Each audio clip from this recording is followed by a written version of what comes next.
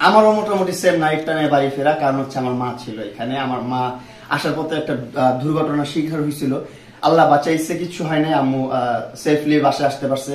তো ওইটা শুনেও তো আমার মাথা একদম আউট হয়ে গেছে, কি করতে। দেন চান রাতে ভোরে আমি বের হয়ে চলে আসছি গ্রামে, একদম ঈদের নামাজ পড়ছি আমার গ্রামে ঈদগাহ মাঠে।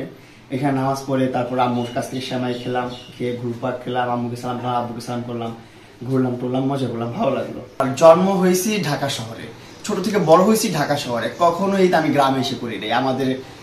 আমার জন্মের আগে হচ্ছে আমার বাবা মা গ্রামে ছিলেন, তখন এখানে চৌচলা বাসা ছিল, চৌচলা বাসায় আমার বড় ভাই বড় বোন ওরা ঈদ যাপন করছে, কিন্তু আমি জন্মের পর কখনো ঈদ যাপন করি নাই গ্রামের বাড়িতে। এটাই আমি বুঝতে চাইছি প্রিভিয়াস ইন্টারভিউতে, যে আমি কখনো গ্রামে ইন্টারভিউ করি না, গ্রামে কি মজা পাই আমি বুঝি না। কিন্তু এবার আমি গ্রামে আসছি, এসে ঈদ করলাম, আত্মীয় স্বজনের সাথে দেখা সাক্ষাৎ করলাম, যারা আমাদের বংশীয় মানুষজন আছে সবার সাথে দেখা সাক্ষাৎ করলাম, অন্যরকম একটা ভালো লাগা। তারপর আমি দেখলাম ঢাকা শহর যেমনটা ফাঁকা হয়ে যায় একবারে, আমি তো সবসময় ঢাকায় ঈদ করছি ছোটবেলা থেকে, এই আরাম পেতাম কি একদম ফাঁকা রাস্তায় ঘুরতাম ফিরতাম, গাড়ি চালাইতাম, বাইক রাইড করতাম, বন্ধুদের মিলে ঘুরতাম ঢাকা শহরে। আমার সার্কেল যত আছে সবাই তো ঢাকা শহরে, গ্রামে কেউ নেই ওইরকম, আমার ওইরকম কোনো সার্কেলও নেই গ্রামে। সো ওই জিনিসটাই আমি বুঝতে চাইছি আমার ওই ভিডিওতে। সো এইবার এসে গ্রামে যেটা বুঝলাম, আমি যখন গ্রামে ফাঁকা রাস্তাগুলোয় ঘুরলাম, দেখি কি ফাঁকা রাস্তাগুলো এত মানুষ, ব্রিজগুলোতে এত মানুষ, পারে না ব্রিজটা আমার দেখে মনে হচ্ছে যে ব্রিজটা ভেঙে পড়ে যাবে, কোথা থেকে আসলে এত মানুষ ভাই। ঢাকা সিটিটা ফাঁকা কি এমনি এমনি হয়েছে? ঢাকা সিটির সব মানুষগুলো গ্রামের দিকে চলে আসে আত্মীয় স্বজনের সাথে ঈদ করতে, তারপর গ্রামের প্রকৃতির সাথে মিশে যায়। এটা ভালো লাগে, ভালো লাগছে আমার কাছে। এবারে এটা একটু ডিফারেন্ট ছিল আমার কাছে। গ্রামের বাড়িতে ঘুরছি আমরা প্রায় আপনার 1-150 কিলোর মতন ঘুরছি বাইক নিয়ে পুরা গ্রামে। আমি ঘুরে এক্সপ্লোর করছি যে গ্রামের মধ্যে কি মজা পায়, মজাটা দেখতে হবে, মজাটা নিতে হবে। এই জন্য প্রায় 100 কিলোমিটার ঘুরছি আমি। আপনার অনেক দূর দূর গেছি, আমি অনেক দূরে গেছি, তারপর আমার আসছি অনেক রাত পর্যন্ত। তো ভালো লাগছে, অনেক ভালো লাগছে গ্রামের একটা। কারণ আমি দেখলাম মানুষের যে আনন্দ, অনেকে আছে যে অন্যের আনন্দ দেখে নিজেও আনন্দ পায়, ওই মানুষটা আমি। অনেক মানুষ যখন আনন্দ করতেছিল না, তখন ওইটা দেখে আমার কাছে অনেক ভালো লাগতেছিল, আমি আনন্দ পাচ্ছিলাম। দেখছিলাম অনেক গ্রুপ ছিল যারা একরকম ড্রেস পরে ঘুরতেছে, তাদের কাছে কিন্তু এটা অন্যরকম ভালোবাসা, অন্যরকম ভালো লাগা। আর অনেকেই দেখছি তাদেরকে নিয়ে রোস্ট করতেছে, যারা একসাথে 10-15 জন মানুষ একরকম পাঞ্জাবি পরছে বা একরকম শার্ট পরছে বা একরকম জুতা পরছে, ওইসব ভিডিও নিয়ে যারা রোস্ট করছে, আমি মনে করি তারা বিকৃত মস্তিষ্কের মানুষ, এই ছাড়া আর কিছুই না। একটা মানুষের পছন্দ থাকতেই পারে, তাদের ভিতরে এমন সুন্দর একটা বন্ডিং আছে যে তারা সবাই মিলে একসাথে সেম কালার ড্রেস পরতেই পারে। এটা নিয়ে মানুষের ট্রোল করা, আমি মনে করি এটা বিকৃত মস্তিষ্ক মানুষ ছাড়া অন্য কেউ এটা পসিবল না, এটা করতে পারবে না। সো ওভারঅল আপনি যেটা বলছেন গ্রামের ঈদ আর শহরের ঈদ, এটাই পার্থক্য। শহরে শুধু ফাঁকা পাবেন, ঘুরবেন, বাইক চালাবেন, ঘুরবেন ফিরবেন, এই। আর যদি সার্কেল থাকে সার্কেল নিয়ে মজা করতে পারবেন, ঘুরতে পারবেন। কিন্তু গ্রামে আসলে আপনি আপনার আত্মীয় স্বজনের একটা ভালোবাসা পাবেন, একটা বংশীয় ভালোবাসা পাবেন। তারপর গ্রামে না আপনার সমাজটা অনেক মেনটেন করে। আমার প্রত্যেকটা গ্রামের একটা করে সমাজ আছে, সমাজের একটা করে মাথা আছে, এই বিষয়গুলো অনেক মেনটেন করে। এইসব জায়গা যখন আসবেন গ্রামে, এই জিনিসগুলো বুঝতে পারবেন, ভালো লাগবে, অন্যরকম। আমারও মোটামুটি সেম নাইট টাইমে বাড়ি ফেরা, কারণ হচ্ছে আমার মা ছিল এখানে। আমার মা আসার পথে একটা দুর্ঘটনার শিকার হয়েছিল, আল্লাহ বাঁচাইছে, কিছু হয় নাই, আম্মু সেফলি বাসায় আসতে পারছে। তো ওইটা শুনেও তো আমার মাথা একদম আউট হয়ে গেছে, কি করতে। দেন চান রাতে ভোরে আমি বের হয়ে চলে আসছি গ্রামে, একদম ঈদের নামাজ পড়ছি আমার গ্রামে ঈদগাহ মাঠে। এখানে নামাজ পড়ে তারপর আম্মুর কাছ থেকে সেমাই খেলাম, খেয়ে ঘুরপাক খেলাম, আম্মুকে সালাম করলাম, আব্বুকে সালাম করলাম, ঘুরলাম টুরলাম, মজা করলাম, ভালো লাগলো। ঈদ আসলে সালাম দিতে এখন দেখেন এটা খুব কঠিন একটা প্রশ্ন করছেন। ছোটবেলার ঈদটা ছিল অন্যরকম, এখন এতটাও বড় হতে চাই নাই, যতটা বড় হওয়ার পর সালামি না পাওয়ার মতন হয়ে গেছি এখন। তারপর অনেক টেনশন, গুছানো গাছানোর একটা ব্যাপার স্যাপার থাকে, ফ্যামিলির কি কেমন মার্কেট করলো, কার কতটুকু মার্কেট হলো, কার কি লাগে, এগুলো দেখতে দেখতে ঈদটা পার হয়ে গেছে আমার। ওরকম ঈদের সালামি নেওয়ার কোনো ইন্টেনশন ছিল না, এটা পাওয়ার আর কোনো রকম আশা আকাঙ্ক্ষাও নাই। আগে ছোটবেলায় যেমন মানুষ সালাম করলে আমার আত্মীয় স্বজন 100 টাকা দিয়ে দিত, হ্যাঁ 100 টাকা দিলে 100 টাকা পেয়ে কত খুশি হতাম, সেই খুশিটা বলে প্রকাশ করার মতো না। এখন কিন্তু ওই খুশিটা হই না, এখন 1 লাখ টাকার বান্ডি দিলেও অতটা খুশি পাবো না, মনে হয় না কখনো পাবো এরকম খুশি। ছোটবেলা ওল্ড ইজ গোল্ড। এখন আর নেওয়ার বয়সটা নাই, এখন হচ্ছে দেওয়ার বয়স। এখন অনেক দেওয়া হয়েছে, নেওয়া হয়নি।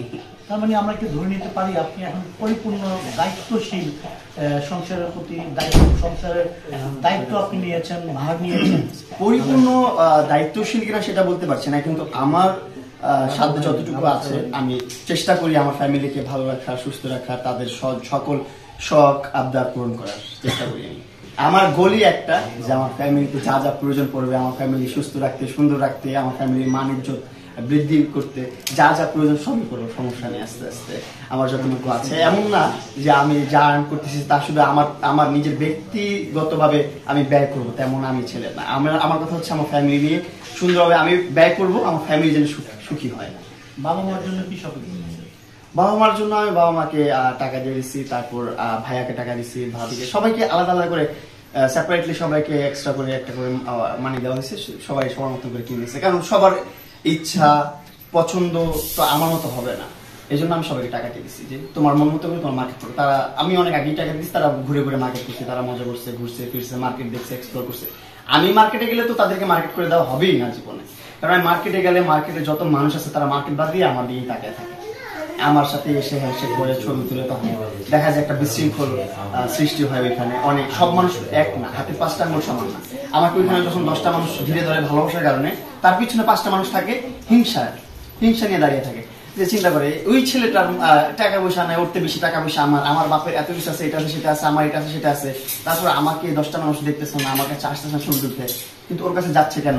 বা আমার গার্লফ্রেন্ড কেন ওর দিকে উইক, ওর দিকে কেন তাকাইলো, আমার দিকে কেন তাকাইতেছে না, আমি ওর বয়ফ্রেন্ড।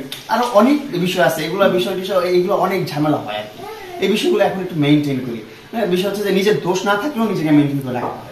নিজের জন্য কি কেনাকাটা করেছেন? নিজের জন্য আমি কিছুই কিনি। এই যে অনেস্টলি আমি একটা টাকারও শপিং করি না ঈদে। আমি নিজের জন্য অনুশোচনা হয়নি, কষ্ট হয়নি, কিছু কিনিনি, তাতে কোনো দুঃখ নেই আমার। কারণ সুখ তো আমার ওইদিকে, যখন দেখলাম আমার ফ্যামিলি মেম্বার সবাই শপিং করছে, সবাই একটু সুখে আছে, হাসি খুশি আছে, এটা দেখে খুব ভালো লাগছে। আসলে এমন না যে আমার শপিং করার টাকা ছিল না বা আমি শপিং করি না, আমার মানে ইচ্ছেটা নাই, আগের মতন আর ভালো লাগে না। ছোটবেলা অনেক ইচ্ছা হইতো যে কখন শপিং করতে যাব, আর চান রাতে তো রাতটা পার হতো না, যে কখন দিন হবে, কখন ঈদ হবে, কখন গোসল করবো, নামাজ পড়বো, সালাম করবো, সালামি নিব, এই টেনশন গুলো থাকতো, এই চিন্তা ভাবনা গুলো থাকতো। এখন এগুলো থাকে না মাথায়, এগুলো আর মাথায় রাখি না। এই এখন হচ্ছে আপনার অনেক ব্র্যান্ডের প্রমোশন করি, সেই ব্র্যান্ডের পিআর গুলো আসে, প্রমোশনের কাজগুলো আসে, যখন পিআর গুলো সেন্ড করে সেগুলোই পরে ফেলি। এই আমার আর কিনতে হয় না এক্সট্রা করে। আমি যখনই মার্কেটে যেতাম আম্মুকে নিয়ে, আমি যেটা পছন্দ করতাম আমার আম্মু সেটাই কিনে দিত আমাকে। আর আমার পছন্দটা ওই সীমাবদ্ধ ছিল, আমি ওরকমই ছোট ছোট জিনিসপত্র পছন্দ করতাম, কম দামি জিনিসপত্রগুলো পছন্দ করতাম। ওরকম এক্সপেন্সিভ সেলর এটা সেটা এলো, মানে আছে না রিচম্যান বড় বড় ব্র্যান্ডগুলো যেগুলোতে এখন শপিং করি আমি, যেগুলোতে যাই এখন আমি, সেগুলোতে আমি কখনো যেতাম না ছোটবেলা আমি অল্পের মধ্যেই সবকিছু শেষ করে দিতাম, অল্প বাজেটের মধ্যে সব শেষ হইত। আর আমি যেটা পছন্দ করতাম আমার আম্মু এটাই আমি পছন্দ করতাম। যারা যারা ভিডিওটা দেখছেন, যারা আমাকে ভালোবাসেন বা ভালোবাসেন না, সবাইকে জানাচ্ছি ঈদের শুভেচ্ছা। ঈদটা আশা করি সবার সুন্দর কেটেছে, আর আগামী দিনগুলো সুন্দর কাটুক। আল্লাহ তাআলা আপনাকে আগামী ঈদ পর্যন্ত বাঁচিয়ে রাখুক।